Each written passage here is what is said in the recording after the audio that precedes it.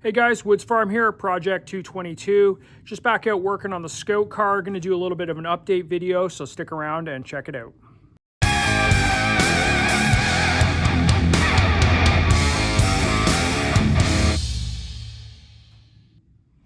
Okay guys, I thought I'd do a little bit of an update video on the Scout car. If you've been following along on the videos, you know that recently we just had an event, the first sort of tactical event we had the vehicle out to. Vehicle ran really good throughout the event. Everyone had a really good time. We did have a mechanical failure, which wasn't a big deal. What ended up happening is one of the front drive shaft blew off. And that's really my own fault because I used an old sketchy U-joint, which I shouldn't have done. Should have just replaced it and went with new U-joints. So we've got those coming in the mail, but in the meantime, I'm tinkering on the vehicle and I'm gonna show you what we're working on. Okay guys, just last weekend, we had the Scout car at its first event. It was a tactical airsoft event. It's a larger World War II reenactment that I actually host on my property, and we were able to get the vehicle out and debut it. We did some moving around on the field, and it was a good time. Vehicle performed well. We did eventually have a minor mechanical failure, and I'll talk a little bit about that a little later. For now, I'm just taking a chance to tinker on the cooling system, and I'll show you what we're working on. So the format of the videos might change a little bit. Now that the Scout car is essentially what we're calling operational, we can take it out and use it at events. However, there is still a lot of work to be done. Upgrades, adding some of the exterior components, working on the machine gun simulators, all that kind of stuff. There's some mechanical upgrades to do. And of course, I've talked about it. We've got the overheating issue to try to solve. So today what I'm going to do is I'm going to do a complete cooling system radiator flush. This is the very first simplest thing to do in the troubleshooting. We're going to go with that first, see if that helps, and then we're going to experiment and try some other things before we go on to kind of major overhaul, like for instance, putting a new radiator in or building a custom exhaust manifold. Okay, so talking about the cooling system, at this past event, we had a chance to run the vehicle numerous times over the vehicle. We were back in the bush with it, and we were taking it up and down the road, and we had the vehicle up to temperature a number of times. It seems like the issue is it just keeps slowly getting hotter and hotter and hotter, and the temperature does not seem to want to level out and stay at one point. Obviously, we're not letting the engine get too hot, so when it gets to around 230, around that temperature range, we're sort of like bringing it back to base, letting it cool off. I tested the sending unit with a laser temperature gauge, and it's fairly accurate to the gauge on the dash.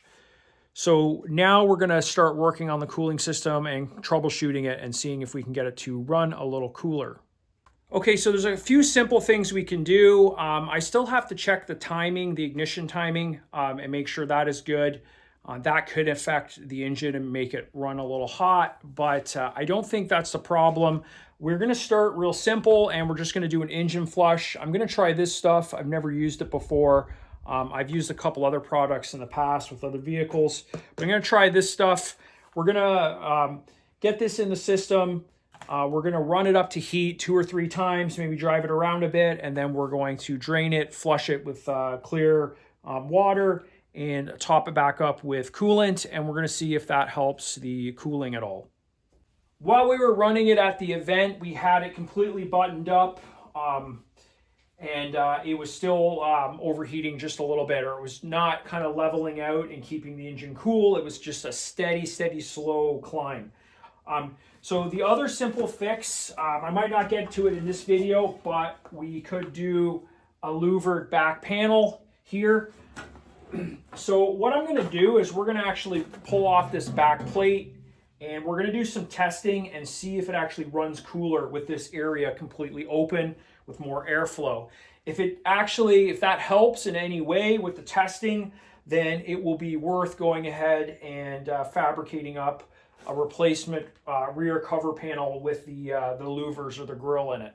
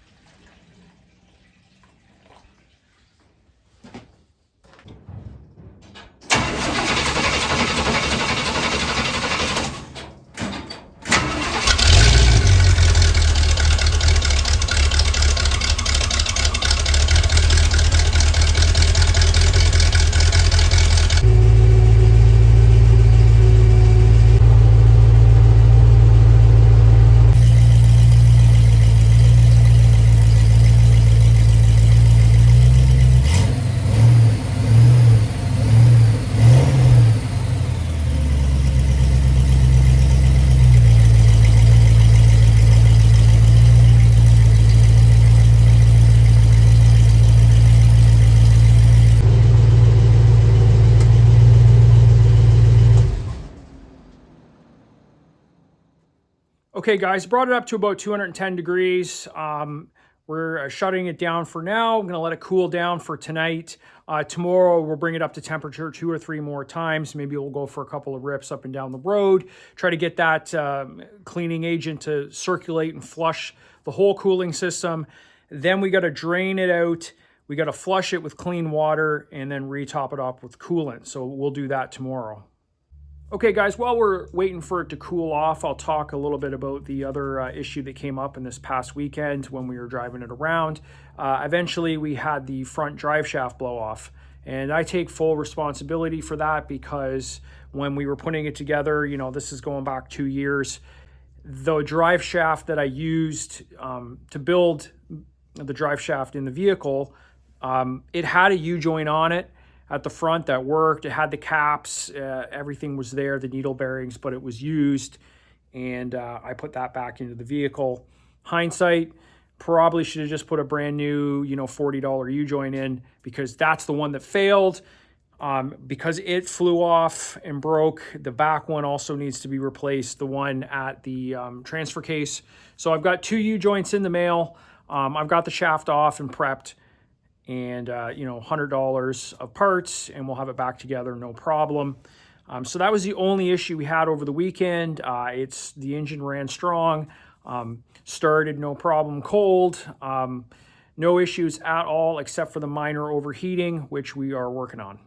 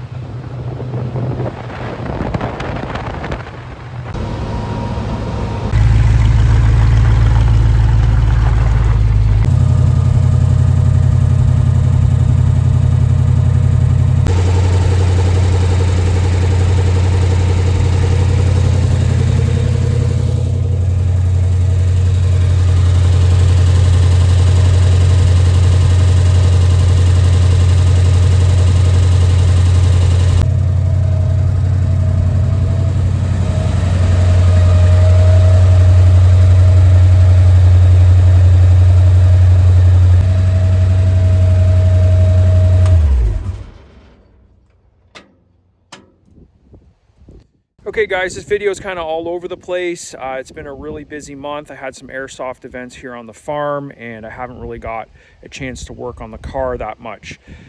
We've got the flush solution, the solvent in their system, and we've had the vehicle up to temperature at least 3 times. So it's getting colder out now, so I don't want to wait any longer. We're gonna pull the lower rad hose, drain it out, flush it out with clean water, and get some actual antifreeze in the engine before the temperatures drop below 0.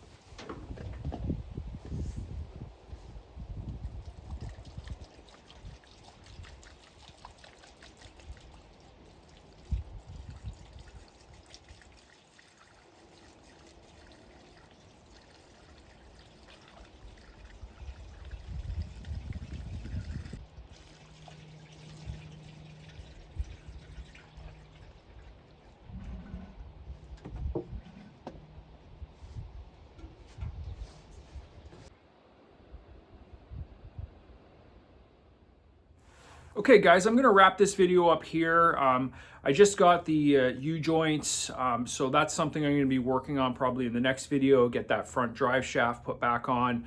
But for now, I'm just gonna start thinking about winterizing the Scout car. It's gonna be a few months before I get back to it.